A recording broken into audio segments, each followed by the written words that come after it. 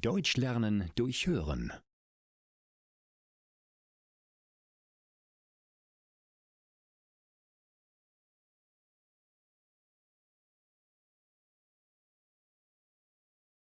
Multikulturelle Gesellschaft. Metin macht seine Haustür auf. Vor ihm steht Benjamin, der eine Schüssel in den Händen hält.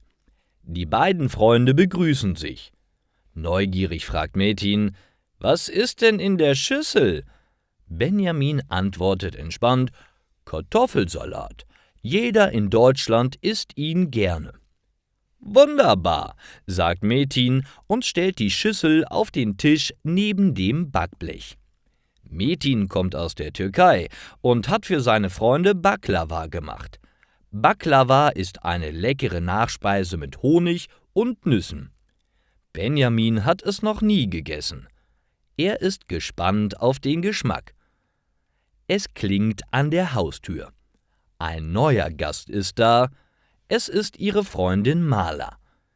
»Ich habe indisches Curry mitgenommen«, sagt sie stolz und stellt das Curry und den Reis neben Benjamins Kartoffelsalat. Das Essen riecht so gut.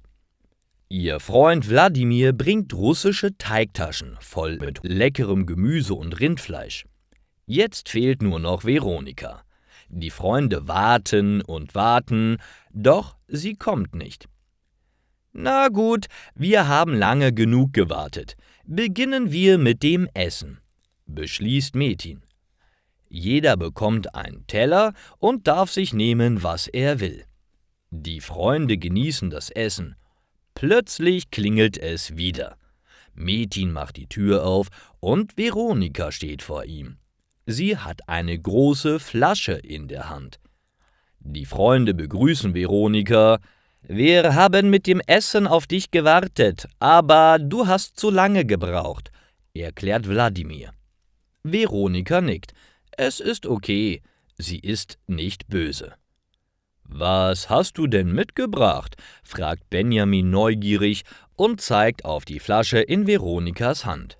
Sie lacht, hebt die Flasche hoch in die Luft und antwortet: »Das ist Mojito aus Kuba.« Sie gibt jedem ein Glas voll Mojito und sagt: »Prost!« Die Freunde heben ihr Glas hoch und probieren einen Schluck. Das ist lecker«, sagt Mala. Die Freunde treffen sich jede Woche.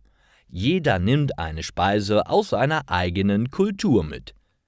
Sie sind froh, dass jeder von ihnen aus einem anderen Land kommt. Jeder von ihnen sieht anders aus, hat eine unterschiedliche Religion und spricht verschiedene Sprachen. Das macht ihre Freundschaft so besonders.